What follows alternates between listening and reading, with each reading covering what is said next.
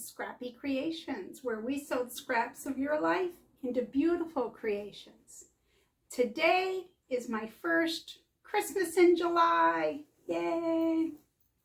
We're going to do a scrappy pillow with a flanged edge, an envelope back. It's going to be fun. But you know what else? Maybe you don't want to do a Christmas fabric pillow. And maybe you want to make a rectangular pillow. Right? It's still scrappy. Now you could use yardage. You absolutely could use yardage. You can make your own pillow for the insert, or you can buy a pre-made pillow square at your local department store. Whichever way you decide to go, I'm going to show you both ways, and you can make this pillow whichever size you want. So let's go give this a try. Merry Christmas in July. All right, let's take a look at what we're going to need for today's project. I gathered some Christmas scraps.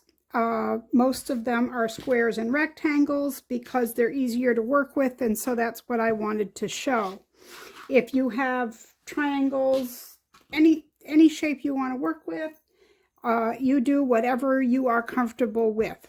I'm going to show you the other pillow that I showed you. I've taken the pillow itself out of this so I could show you the pillow top.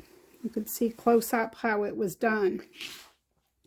So I'm going to avoid angles such as this on the tutorial, just for the beginners. Anyone out there who's not a beginner, you can certainly use whatever scraps you want, and you can use whatever size scraps you want. This is what the backing looks like. So you have an envelope back. You could put Velcro on here. There's ways to do it with a zipper, but again, I'm showing you a beginner, as well as I don't care to put Velcro or anything on mine. Just personal choice, but you do whatever you're comfortable with.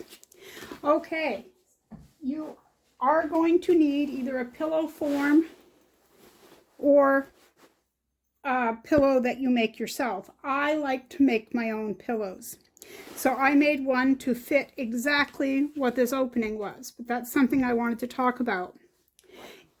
Personally, if I buy a pillow form that is 16 inches, I don't like to leave my opening 16 inches. I like to leave it 15.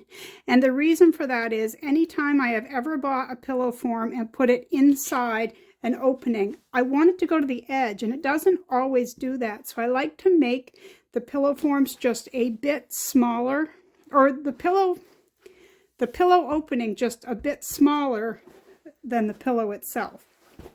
Okay, so this is an easy way to make your own custom size. Okay, because then you can make it to be whatever you want, and you can make your own pillow to fit it. Okay, so that's what I'm going to show you today, but you certainly can buy a pillow form. You're going to need fabric for your backing, and I'm going to show you how to make for a 16-inch or 15-inch opening. So everything I'm working with here is about 20 inches square to start. I'm using a piece of cotton batting, okay? And you could certainly leave that out. You don't have to use it. It's just a personal choice. This is going to be my fabric for the backing. I have more than I need, but I have two 20-inch squares here, and I will be cutting off some of that. I don't need it. And I'm using a 20-inch square of muslin, and I'll show you where I use that here in a bit. You could use scrap of fabric that you have. You actually don't need to use anything at all. Okay, and your fabric scraps. So I am going to piece this as I would crumb piecing, and I'll show you that on a sped up version, and you can use whatever scraps you have to do something similar, and I will be back with you after that part.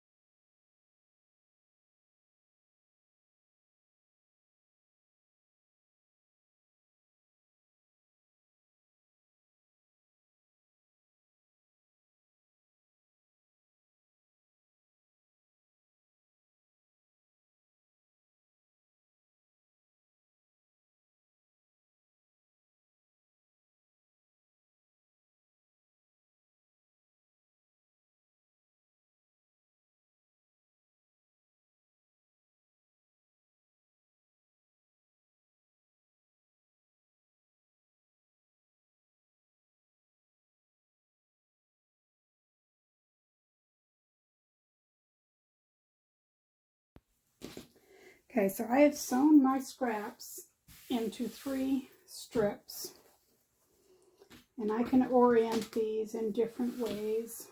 Mix it up a little bit here, but I'm going to sew these 3 strips into a square. Now my square measures approximately 19 inches, give or take, because that's the size I'm going for. We're going to talk more, as I said, about the sizes as we go. But I'll sew those strips and meet you right back here.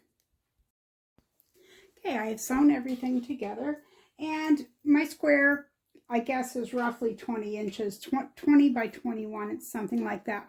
I am going to cut it down in a bit. So what I'm going to do is lay out my piece of muslin, and I'm going to put my quilt batting on top. Now there is a right side and a wrong side. If you have the needle punched cotton batting, you will notice that on one side you can see little punctures, and you can actually feel them. If you look, you can see little circles where the machine needles push down through. On the other side, it's smoother. Okay, you want that rougher or needle punch side up towards your fabric. Okay.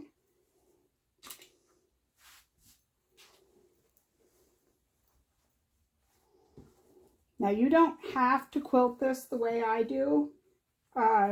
This is just personal preference. I'm not going to need this whole piece, so I'm not going to worry too much about where it is as long as it's centered.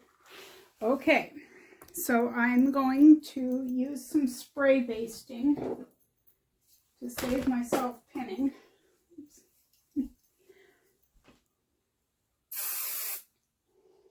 Just holds everything together.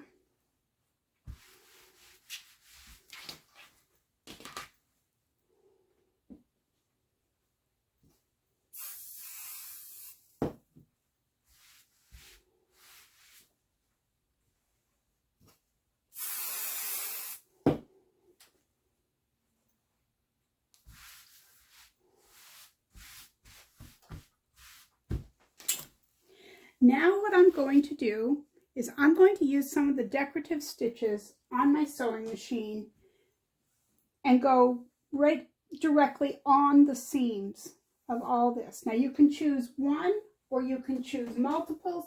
You don't even need to do it this way. You could quilt it however you want to. It's totally up to you. But one thing that I do, the other day I was working with my serpentine stitch, and I made this little guide. I had one once before and I can't find it. But basically, I show my width and my stitch length and what that swirl looks like. So I kind of made a guide showing some of my favorite stitches. See, on my sewing machine, I particularly like this one. This one's nice. You can choose any one or multiples that you want, but I would say to give it a shot, see what you think. Some of them you can change the width and length so it changes the size of them, okay? So you might want to pick a contrasting color for this. Maybe you have a silver, a gold, a red, whatever you want to use, okay? Let's quilt in between here or decorative stitch, whatever you choose to do, and then I'll meet you back here.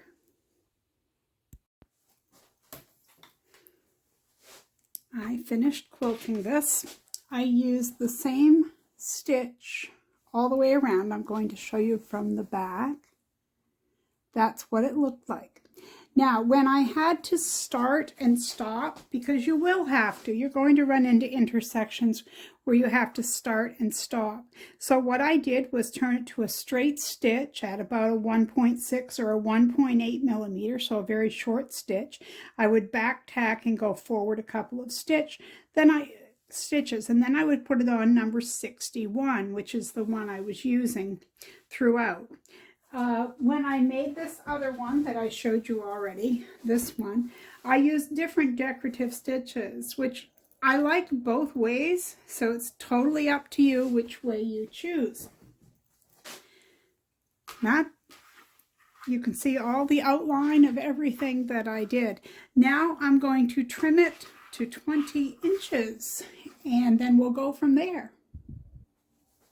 Actually, I take that back. It is not 20 inches. I've got 20 inches on the brain because I said that it measured about 20 inches. So if I want my opening to be 15 inches, I have to figure a 1/4 inch, then a 1.5 inch flange, and the 1/4 inch, 1.5, a 1/4, and a 1/4 is 2 inches. 2 inches on each side is 4. So 15 plus 4 is 19 inches. I'm going to cut this at 19 inches squared.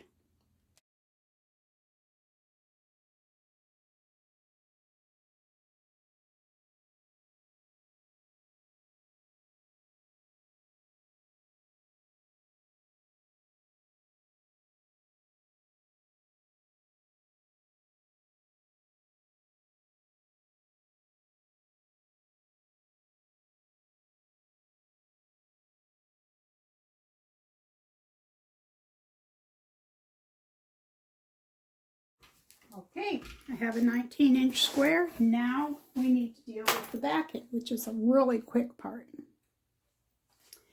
So I have both pieces for my backing laid out. I use an iron with a lot of steam for this part, and if you want to get really picky when you fold this down, you can measure it. Personally, I don't. I fold it over about 1/2 inch.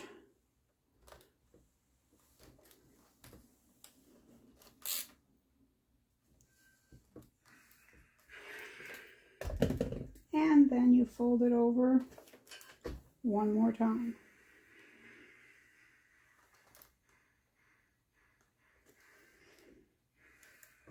Holds a good seam that way. I'll fold the other one in the same way. I do have a hot ruler that you can measure with, and when I need to get particular, I use that because you can fold it right over the ruler and measure it.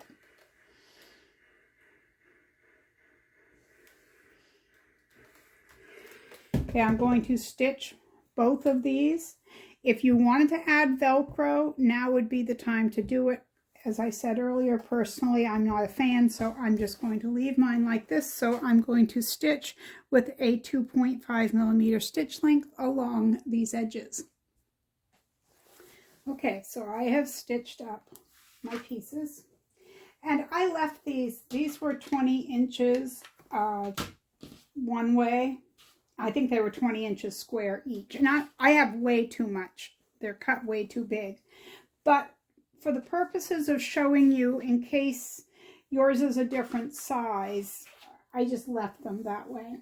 So what I would do is lay these down like this. Now you're going to want to overlap by 3 or 4 inches like this, okay? I'm going to hold each of these edges with a pin. And I am being wasteful. I realize that with this fabric because I didn't cut it where it really needed to be. I wasn't very straight in cutting it at all, was I? Okay, so I'm going to trim this off. I'll make something with the scraps. But I will trim that away. And we will go on to the next part.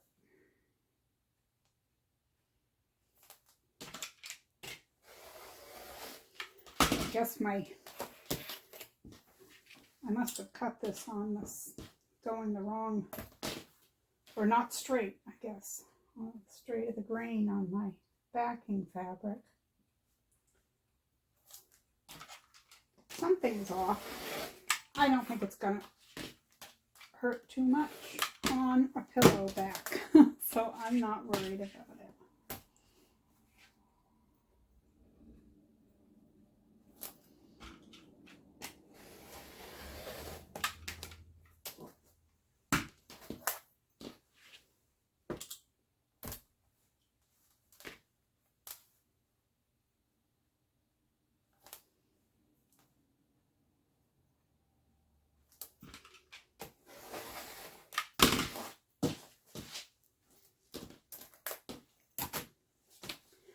Okay, so now we're going to pin it.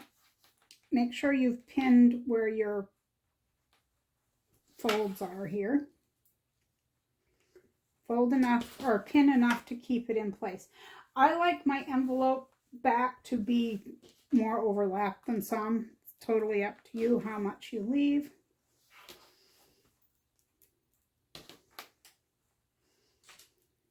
But we're going to sew around this using a 1/4 inch seam allowance, and then we're going to make the flange. Okay,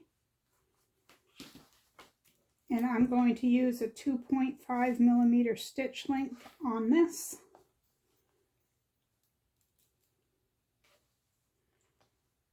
Make sure I get that pinned. Okay, I'm going to sew 1/4 inch around here and meet you right back here. All right, so I had to straighten that up a little bit. I did it off camera. I just straightened the fabric a little bit. I moved it over so it wasn't quite so off kilter. I sewed around using a 1/4 inch seam allowance around the outside.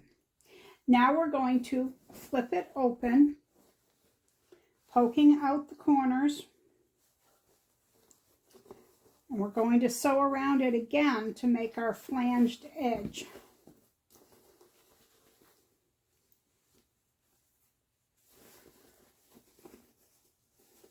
I mean, you really don't have to make a flanged edge if you don't want to. I feel they look really nice. I think it just makes the pillow look better.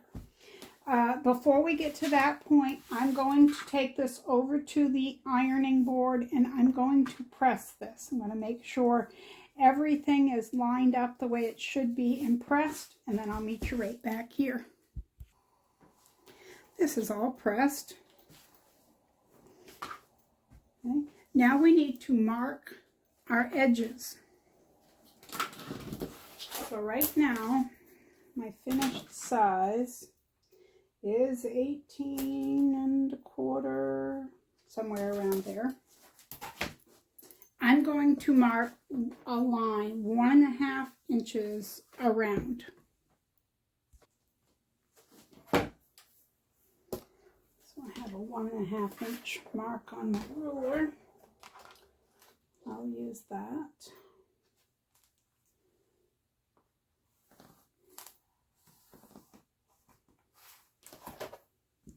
Of course, I guess with the width of the chalk, it's actually a little more than 1.5 inches. Somewhat close.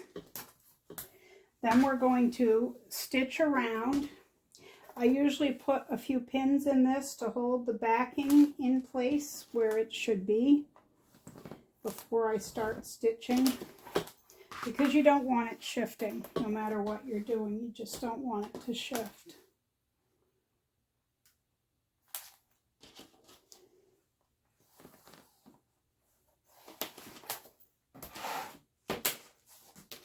So making sure that everything stays where I pressed it.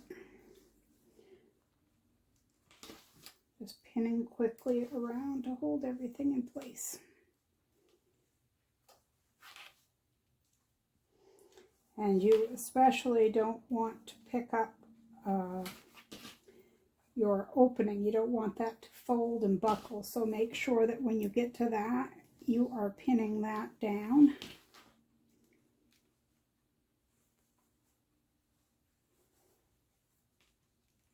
Right there.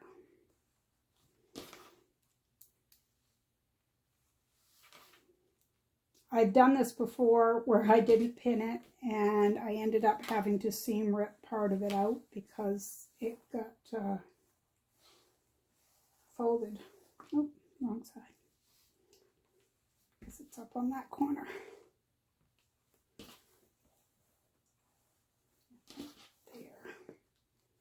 Guess I had a pin in it just going the other way. Okay, now, so I'm going to take my chalk line and I'm going to sew using a 1.5 or 2 millimeter stitch length. You want something fairly tight because your stitches are going to, you know, take a little bit of pressure from the pillow. So I like to use a tight stitch there. All right, I have sewn around the perimeter of the 1.5 inch. Let's see. I have a 15-inch opening, just how I had planned. Yay, I love it when things work out. So now we need a pillow for the inside. You may want to buy a pillow form, which is fine. I'm going to make one. I'm going to use the muslin that I have. I'm going to use this pillow. And I tend to overfill my pillows at first because you know how they kind of get squished down? It just doesn't happen as quickly when you overfill them a bit. And I will take a damp cloth and get rid of my chalk marks there in a few minutes. Okay, I'm going to prep to make the pillow. As I mentioned, I like to use a slightly larger pillow form than what the opening is, and that's just to ensure that it's full. So if I want a 16-inch pillow, I need to cut it at 16.5.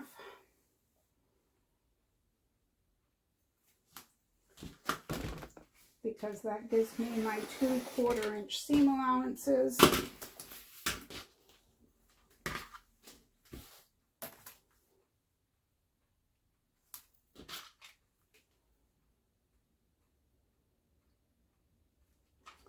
Make sure I get everything straight out here.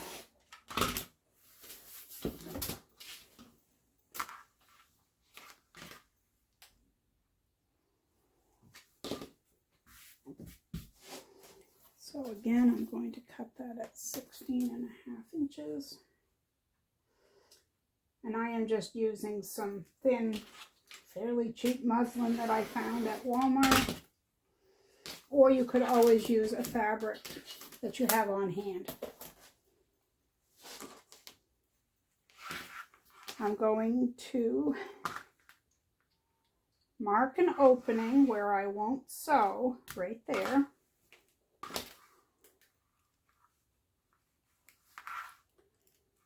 I'm going to pin around. Then I'm going to stitch around using a 1/4 inch seam allowance. And this is the great thing. As I said, when I made the other one, the non-Christmas pillow, I made it rectangular. And you can make a custom size pillow. So, you know, sew your sham up with whatever scraps or yardage you have. Like I did this one, you know, rectangular. You can make them square. You could make them whatever size or shape you want. And then whatever your opening is, you can make a pillow to match. I love the freedom of doing that. Okay, so I am going to leave this unsewn, sew around 1/4 inch, and I will be right back. Okay, the pillow is sewn. I'm going to trim my corners. I like making pillows, probably as much as I like making tote bags. I used to make a lot more pillows than what I have, but maybe that's why I don't need to make them anymore. Okay. We'll turn this right side out and push out our corners.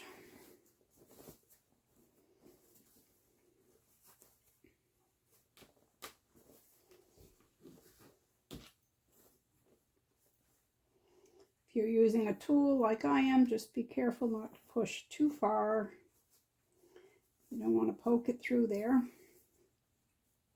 That would not be good.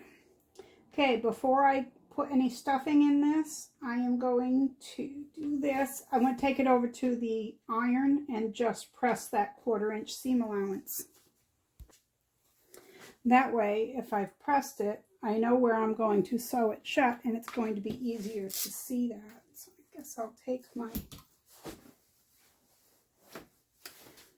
pins off, move my tools. We'll get this pillow stuffed. I always do corners carefully. You don't want to use too much batting at a time. That's what they say. I don't know who they are, but we'll listen to them. Let's do the corners first. You could do two and then come back and do the other two, whatever you want to do.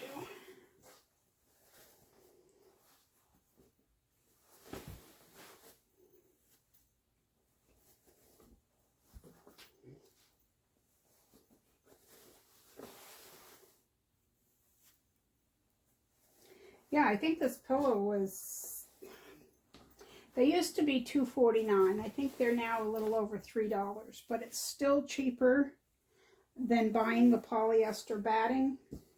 It's the same thing. I figured it out by weight one time. I was in the store. I was buying a new pillow, and I went to get one. I think one of those ones that's supposed to be Cool Touch or something like that. And I went past the cheaper pillows, and I thought, I wonder how many ounces is in one of those. So I compared it with a bag of polyfill, and imagine my surprise. So I tried it, and it works. You get more ounces for the price. Okay, now depending on how full you want your pillow,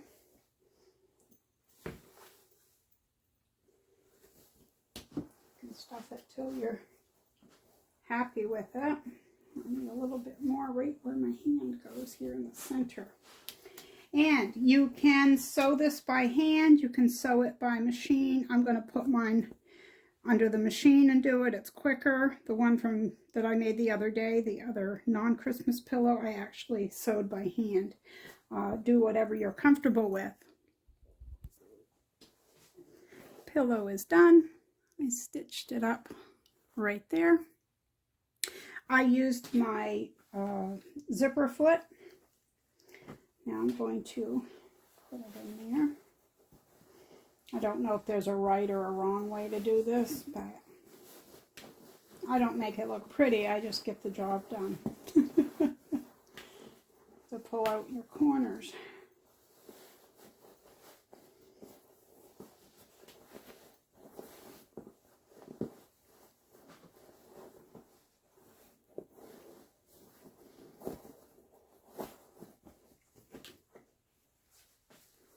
Look at that. Isn't that cute? Little flanged pillow. I like that. I really do. I love pillows, like I said. I really do like them. But there's our flanged pillow, as well as our other pillow. They're great. I like the flanges. Of course, you don't have to use them. I understand. But I think these pillows make a great gift. I think they make a fun project. And I'm so glad that you hung out with me today. Wasn't it fun?